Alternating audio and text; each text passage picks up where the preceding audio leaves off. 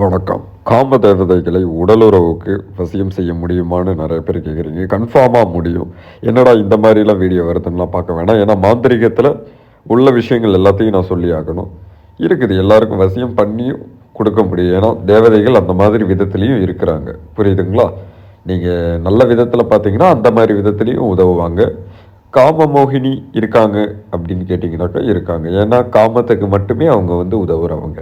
சரிங்களா? இது தவறான நோக்கத்தில் பார்க்க வேணாம். உங்கள் பார்வையில் தான் இருக்குது எல்லாமே. வசியம் பண்ணலாம்ப்பா. காம மோகினியை உடலுறவுக்கு வசியம் பண்ணலாம். ஏன்னா பளிச்சிடும் அழகில் இருப்பாங்க. சரியான அழகில் அந்த மாதிரி அழகை நீங்கள் பார்த்துருக்க முடியாது. உங்கள் ஃபோட்டோவை வச்சு நம்ம வந்து வசியம் பண்ணுவோம். 18 நாள் அவங்களே வசியமாகி கண் முன்னே வருவாங்க. மும்பையில் ஒருத்தவங்களுக்கு நேற்று தான் வசியம் பண்ணி கொடுத்தேன்.